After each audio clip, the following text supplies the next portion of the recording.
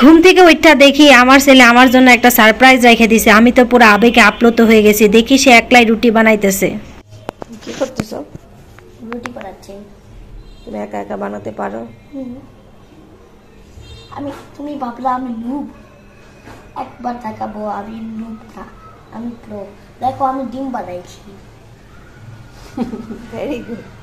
তুমি একা একা রান্না করা শিখা গেছো, এখন তো তুমি একাই রান্না করতে পারো। আমি তো এখন কোথাও না কোথাও বেড়াতে যেতে পারবো, এসে দেখবো তুমি আমার জন্য রান্না করে রাখছো, তাই না?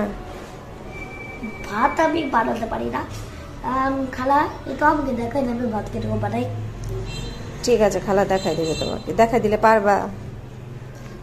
আমার ছেলে দেখি আমার বাসার খালা যে হেল্পিং হ্যান্ড খালা আছে তার সহযোগিতা নিয়ে দেখি একলা একলা রুটি বানাই ফেলাইতেছে। আসলে আমিও মাঝে মাঝে বাচ্চাদের এরকম স্বাধীনতা দিই। আমার মনে হয় এসব স্বাধীনতা দিলে বাচ্চারা অনেক নতুন কিছু শিখতে পারে, সৃজনশীল হয়। যদি এসব করতে যায় অনেক সময় অনেক কিছু নষ্ট করে, এলোমেলো করে, তারপরে মনে হয় আসলে আমার বাচ্চাদের এই ছোটবেলাটা আর কোনোদিনই ফিরে আসবে না। ওর বয়সে আমি আরো কত দুষ্টামি করছি, কত কিছু নষ্ট করছি, কত কিছু এলোমেলো করছি। আসলে অতটুক তো ওরা করেই না। আমি কত মাঠে ঘাটে খেলছি। তারপরে এখানে আমার ছেলেটা যেমনি রুটি বানাইতেছিল দেখে মনে মনে হাসতেছিলাম আর বলতেছিলাম যাক ছেলে আমার বড় হয়ে যাচ্ছে। বারবার বলছিলাম তুমি তো এখন আমাকে রান্না করে খাওয়াইতেই পারবে। সে বারবার চিন্তা করতেছিল ও আর কি কি রান্না করতে পারে। ও আসলে কিছুই রান্না করতে পারে না, তারপরেও বারবার চিন্তা করতেছিল আমি কি ভাত রান্না করতে পারবো, আমি কি ভাত রান্না করতে পারি।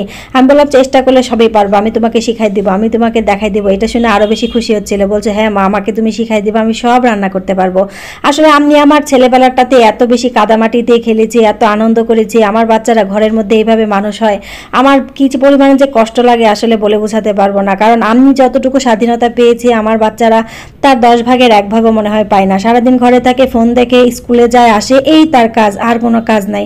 তারপরে রুটিটা সে একা একাই ভাজলো। আমি যদিও বললাম যে তুমি একাই ভাজো, সে একা ভাজতে যে আরো বেশি খুশি হলো, কারণ এতটুকু কাজ আমি তাদের করতে দেই না, কারণ এখানে আগুনের ব্যাপার আছে। যদি আমি পাশে দাঁড়িয়েছিলাম নিজের হাতে রুটি বানায় সেটা ভাইজা খাইতে যায়, আমার ছেলে কিন্তু অনেক বেশি এক্সাইটেড ছিল। যাই হোক, সবাই ভালো থাকেন, সুস্থ থাকেন, আল্লাহ হাফেজ।